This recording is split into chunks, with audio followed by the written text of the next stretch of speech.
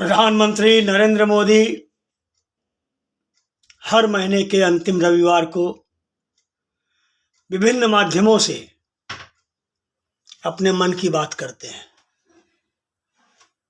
प्रधानमंत्री ने देशवासियों से सीधे जुड़ने के लिए यह अनूठा तरीका अपनाया और यह इतना सफल रहा कि इसने कई कीर्तिमान रच डाले।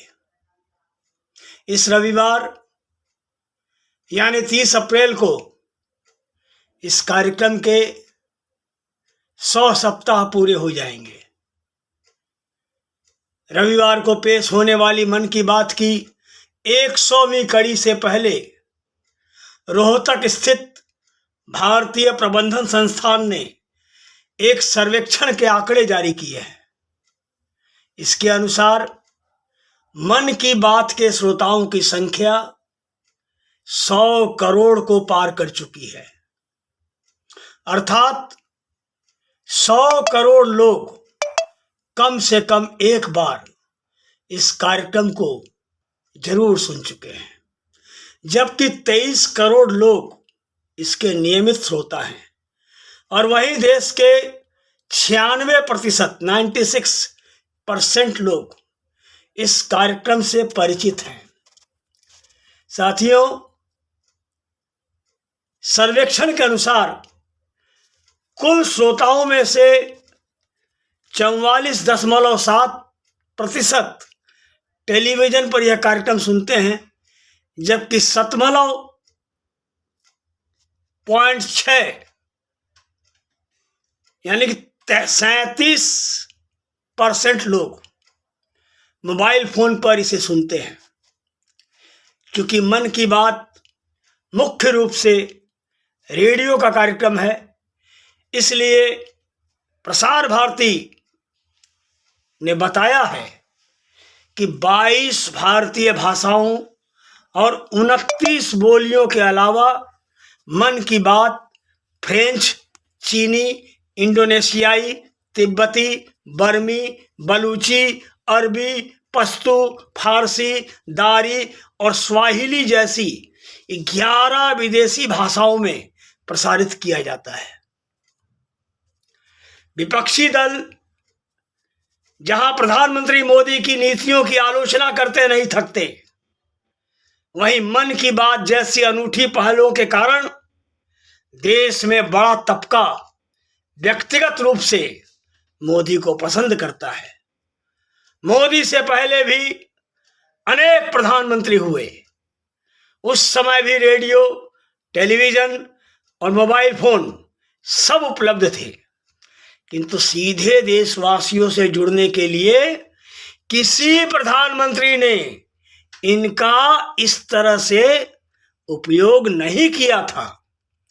इस कार्यक्रम की लोकप्रियता का एक बड़ा कारण यह है कि प्रधानमंत्री केवल अपने मन की बात नहीं करते, बल्कि देश भर के लोगों की प्रेरणादायक कहानियां भी पूरे देश के साथ साझा करते हैं।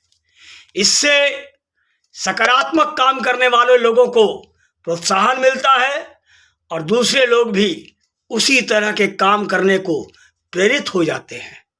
इनमें अनपढ़, ग्रामीण, विकलांग, स्टार्टअप, महिला उद्यमी, बिजनेसमैन आदि सबके किस्से शामिल होते हैं।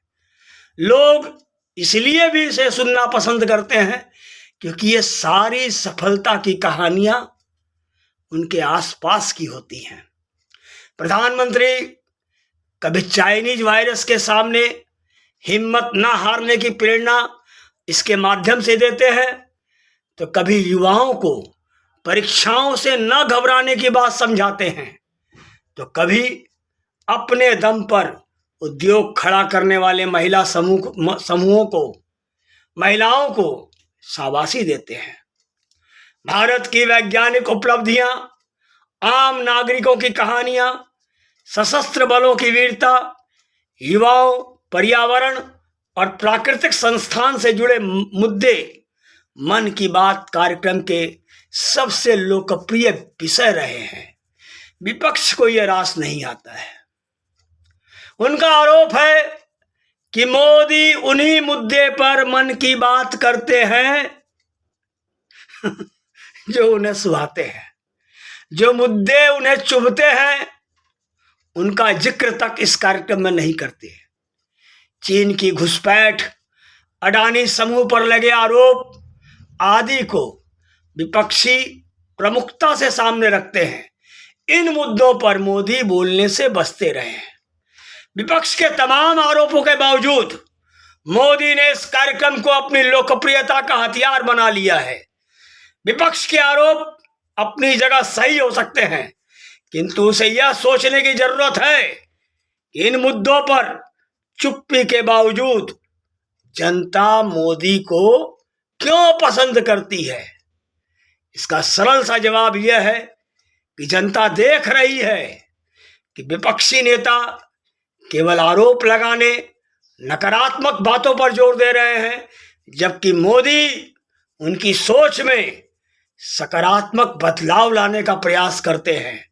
यह बहुत छोटी बात प्रतीत हो सकती है, किंतु जब आदमी दिल से जुड़ता है तो बाकी सारे मुद्दे गौण हो जाते हैं।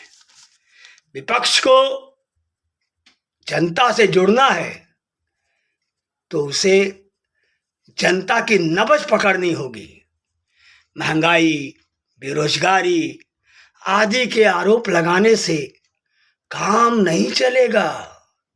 इनका समाधान भी बताना होगा ना, तब शायद जनता उनके मन की बात को सुन लेगी।